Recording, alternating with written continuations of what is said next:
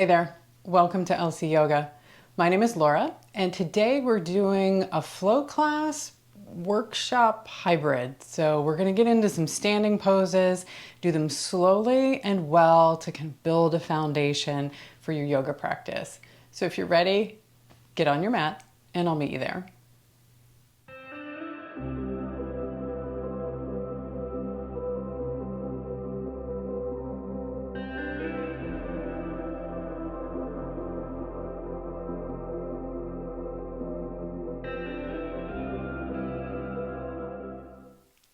We'll begin today at the top of the mat. We're just going to start with some warm-ups before we get into the standing pose flow. So stand at the front of the mat, feet about hip distance apart. Bend into the knees a little and let your spine just sort of rise up out of that. Let your palms face forward as your shoulders roll down the back in mountain pose. Just stand well, feeling all four corners of your feet. Let the crown of your head rise up as your feet press down. Take a few deep breaths here. Gaze is either straight ahead, maybe down the nose.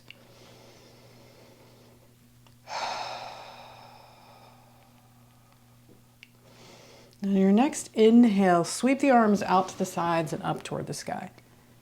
And then bend the knees and fold forward. Bend the knees deeply here so you can bring your fingertips to the ground or maybe to the feet.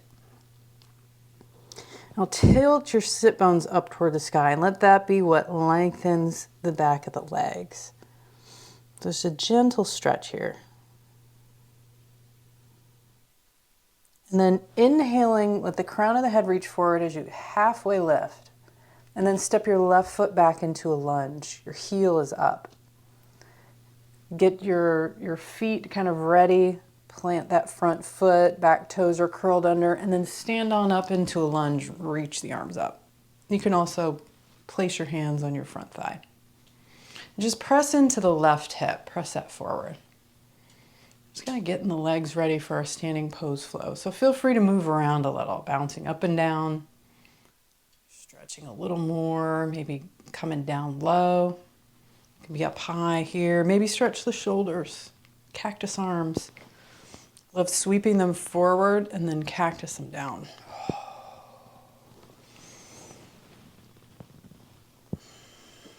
And then when you're ready, we're going to step right back to the front of the mat. So bring your hands to the floor around your front foot and step forward. Inhaling to reach this crown of the head forward, then exhaling and fold. Inhale, halfway lift, and this time step the left or the right foot back into a lunge. Get your feet ready, heel is up, and come on up into a high lunge. Pressing the right hip forward this time. Bouncing up and down, bend the back knee. Maybe those arm flows. Just move around whatever feels good. A few more big breaths here. And then bring your fingertips next to the front foot and come back up to the front of the mat. Inhaling, long spine. Exhaling and bow. Now place your left fingertips on the floor out in front of you, and your knees can be quite bent here. So let your left fingertips tent them out in front of your right foot. And then bend more deeply into the left knee and start to twist toward the right. Reaching your right arm up toward the sky. If that doesn't work, maybe it's on your hip. Right leg is straighter than the left, but doesn't need to straighten. And then come on back to center. Take that to the other side. Right fingertips tent. Reach the left hand up. Right knee is deeply bent. And then come on down to center. And inhaling, come on up to stand, reach up, get tall. And then exhaling, come on back to center. And then we'll get into those standing poses. So take your right foot back into a lunge. And we're going to start with just the difference between a high lunge and a warrior one. So they're similar in that your back foot is far back, your stance is pretty wide, your front foot facing forward, both feet facing forward. High lunge, your back heel is up. And you're pressing your right hip forward. So your back foot, that hip presses forward, and you're going to feel a nice stretch in the front of that hip flexor. As for your front leg, you are your knee is kind of pressing a little bit toward the left. Now we're all different, but for the most part, if you look down, you should see your first two toes on your left foot. So that knee is just sort of pressing a little bit toward the right, and that takes the pressure out of the knee and uses your quad a little bit more. So that's your high lunge. You can reach the arms up, also known as Anjani Asana. High lunge. Now, Warrior One is just slightly different in that the back heel is down and your foot is maybe angled out toward the side. And you have to find what works for your ankle, because we're all different, right? All of our bones fit together in different ways. So if someone says a 45-degree angle, that's just a guide. Doesn't absolutely mean 45-degree angle. You just have to kind of find, where does it feel good in my body? But same thing, your hips are facing the front of the mat. Front knee, same position. Right hip pressing forward. Arms can be high, reaching up. Some people put the palms together. Most of the time I see them with them apart. Completely up to you. It's all about what feels good in your shoulders. As for your front thigh, and by the way, if it's getting tired, you can come up out of it and go back in. That tends to give it a little relief. Your front thigh does not have to be parallel to the ground. You'll see that in high lunge and Warrior One in photos a lot, Instagram, right? And that's great, looks beautiful, but it doesn't have to be that way. You can be up here. Right? It can be as deep as your thigh wants to go, as deep as your knee wants to bend. And that's your Warrior One. Hip is pressing forward, arms reaching high. And from here, we're going to open up into a Warrior Two. So reach your arms up, come up out of that knee just to give it a little bit of a break. Come back into a bent front knee, and then start to turn the hips toward the side and your back foot more out. So it's more kind of lined up with the back of the mat. And you might have to stretch your stance out a little bit more.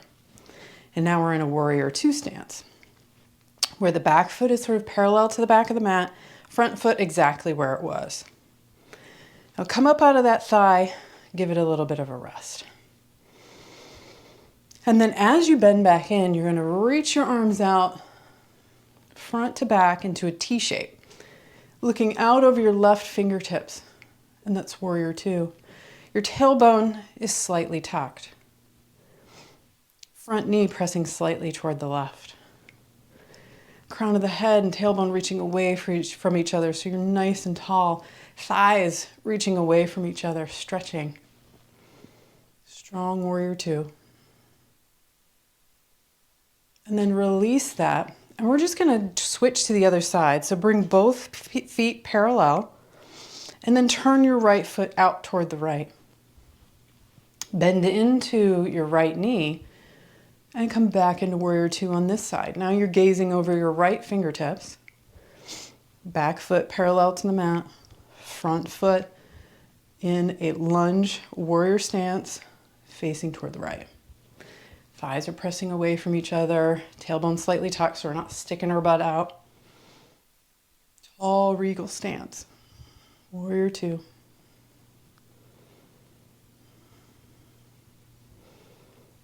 And then come back to center by parallel of feet, and you're a wide-legged forward fold, or wide-legged stance. Mouth and brain not working together very well today. So in a wide-legged stance, we are going to go into a wide-legged forward fold. So from here, place your hands on your hips.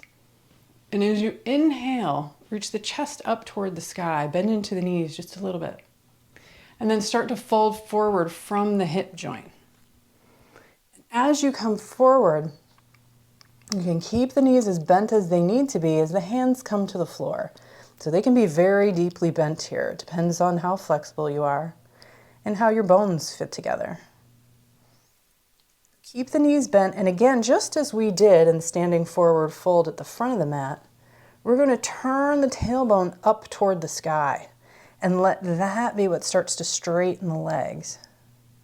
And the reason for that, reason for the bent knees, is that what we don't want to do is straighten the knees and then reach like this, where we are rounding the spine. We want to keep the spine nice and long and flat, so we bend the knees, coming forward.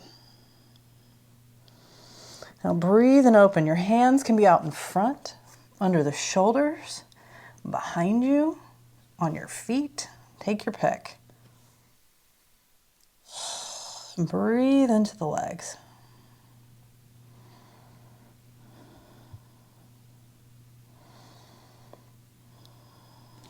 And then again, bend deeply into the legs as you come forward, and the crown of the head reaches forward, hands to the hips, and then come all the way up to stand. Turn your right foot out toward the right. We're going to come back into warrior two. Bending into the right knee, reach the arms out into a T shape. This time we're going to transition into a triangle pose. So to do that, very often you do that from a warrior two. So to do that, we're going to shift the hips toward the front of the mat. So we're going to shift the hips to the left. And the reason we're shifting the hips like that is not just to straighten the leg, but to tilt the pelvis toward the back of the mat. And this is very important.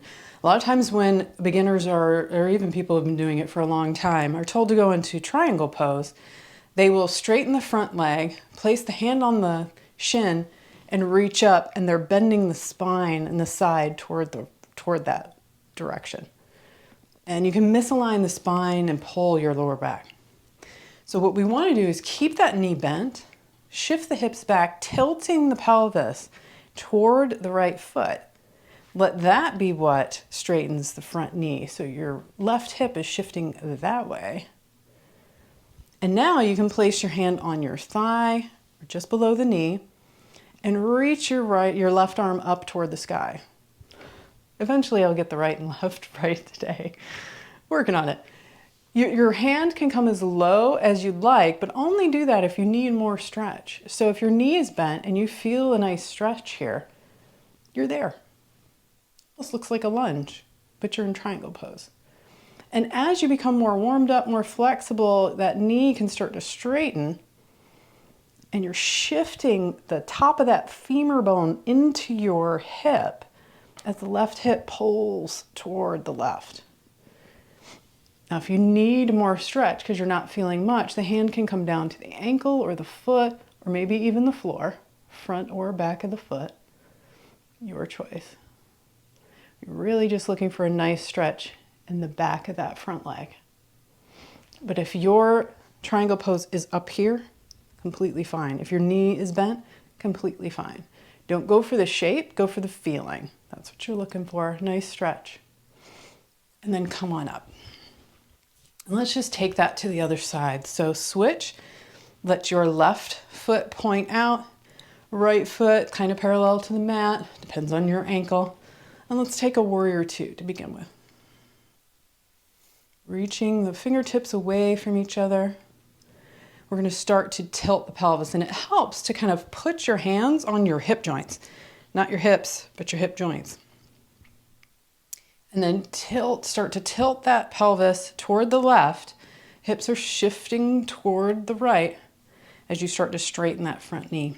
Doesn't have to straighten. Left hand down on the shin, right hand up. Keep shifting the hips right, pulling the top of that femur into your hip, right? And just pull that into the socket. Reaching up. You can turn to look up, and that's the other part of triangle pose. Once you find your hand placement, you turn up, and one great way to do that is to take your right arm and open it up like a wing. Just reaching up. Teachers don't just say that to be poetic. It is when you unfurl like that, you turn the heart up toward the sky. And that opens you up, turns you toward the right, and that really protects the lower back. And your torso should be flat like this. That's that pelvis tilt, right? So the torso is flat, reaching the right arm up, shoulder away from the ear. So crown of the head reaching towards your front foot. Spine is long. No rounding to the side. We don't want to do that. And then come on up to stand. We're going to take a couple more standing poses, and then we're going to stretch it out on the ground, take a shavasana, call it a day. So turn your right foot out this time. And we're going to come right back into a warrior two. You might notice a pattern here. A lot of standing poses are transitioned from warrior two. Not always, depends on the teacher and the flow. But reaching your arms out to the right and to the left, we're going to shift forward. Again, kind of tilting the pelvis, but the hip sort of stays where it is. So we're just leaning into that front leg, and bring your elbow to the inside of your front knee. Again, you might need to make your stance a little bit wider. Now, a lot of times we're coming into side angle. You'll see people resting their front elbow or their right elbow on the front knee, which is fine, but you miss it a little bit when you do that. But when you're starting out, that's a great place to be. Rest that, but press up and out of your right shoulder so that you're not sinking down into it. Press up and out, then reach your left arm up toward the sky, just like you did in triangle. But this time, reach it overhead. And that's side angle pose. Now again, you're you want to turn up toward the sky, and with your elbow resting on the knee, that's the part that's a little bit more difficult to do. So if you bring your elbow to the inside of the knee, maybe straighten the arm down, now you're pressing that knee out toward the right. And as you unfurl that arm, you're turning up toward the sky. Now reach your left arm overhead. You're going to feel a lot more in that front leg. That's really it. If it feels like too much, back up out of it and place the elbow on the knee. Come on up to warrior two, and then straighten that front knee. In these workshops, you might get a little tired in the leg, so try not to stay there too long. Let's take that to the other side. So nice wide stance. Knee pressing out toward the left. Same. And we're going to tilt forward.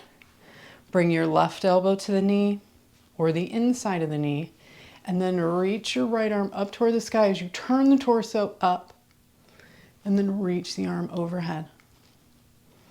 And maybe the left fingertips are on the floor. I like to grab a hold of my ankle. It feels more stable, so you can also do that. One thing you'll learn in yoga is that everybody will try to teach you their way. The lesson there is that there is no right way. There are things you can do to do it safely and well. And by well, I mean how it feels good for you. You can come on up, straighten that front leg. Where it feels good for you, that's the right way. So let's bring our hands around the left foot. We're going to take a little downward dog. So step back into an upside down V shape. Press the fingertips into the ground, hips go up to the sky, and your knees can be bent here. Just press your heels down, hips up, fingertips gripping the mat. A few deep breaths.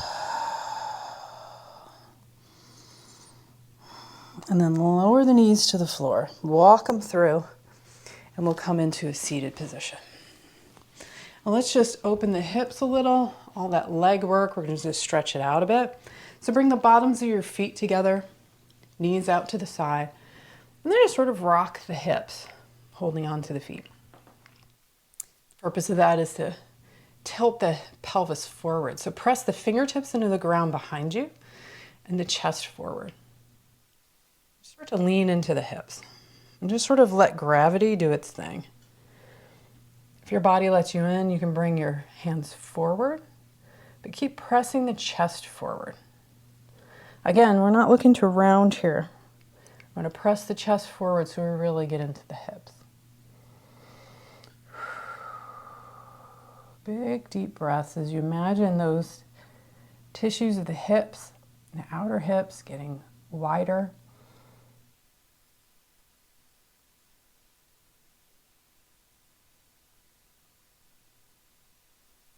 And then come on up, bring the knees together and roll down onto your back. Draw the knees in toward the chest and wrap your arms around your knees. If that doesn't work for your anatomy, you can grab the knees. Knees can be wide, they don't have to be together. Just pulling the knees in toward the chest.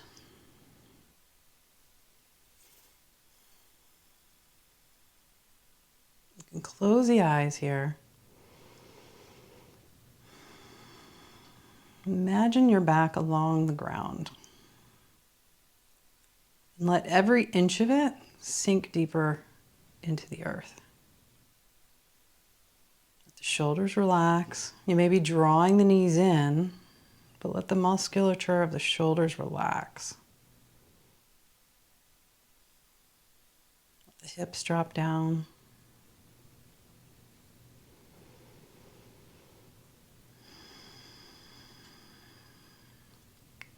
Picture your adrenal glands, which are eraser-sized glands at the top of the kidneys, the bottom of the rib cage, and the back. And just breathe into that space.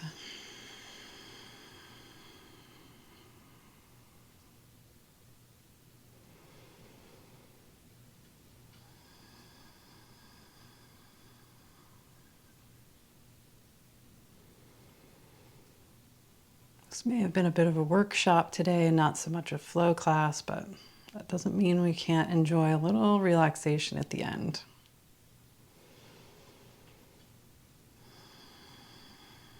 So you can release your knees, bring your bottoms of your feet to the floor, and then stretch them, your legs long out in front of you. Your feet about the width of the mat. Let the feet flop open, tuck the shoulder blades under, open the shoulders. Hands open to the sky. Close the eyes for Shavasana.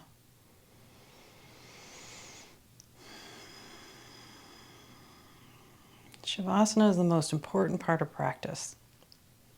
It's where the body begins to integrate what it's learned.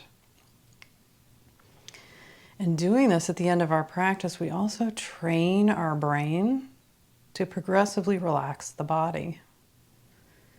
A skill that we can use every single day. Just let everything sink into the floor. Release any holding.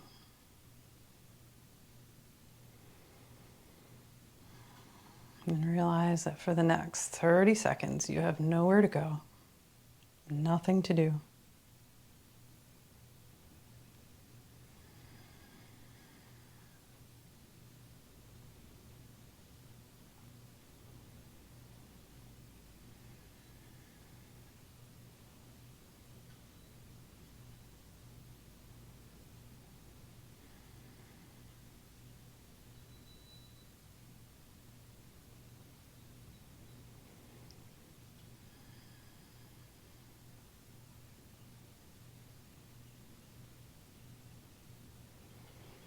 Now, when you're ready, start to bend the knees and place the bottoms of the feet on the floor.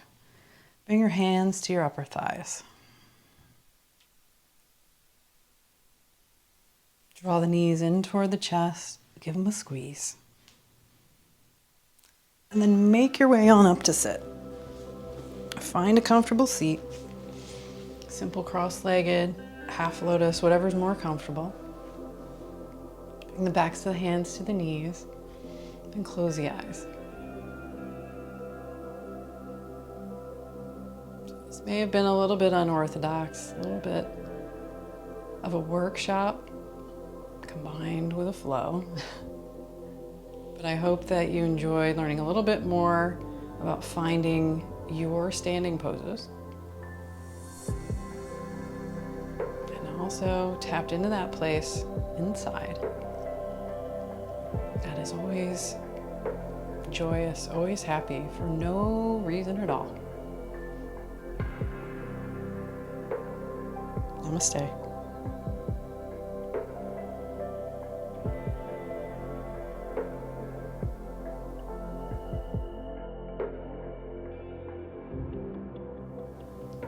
Thanks for joining me. If you enjoyed today's class, come find me over on lcyoga.com. There you'll find all kinds of content that doesn't exist here on YouTube. With a 30-day free trial, you'll find commercial-free complete beginner series, intermediate flows, workshops, at-home retreats, challenges, lots of stuff to help you grow and expand your practice. Start your 30-day free trial at lcyoga.com, and I'll see you there.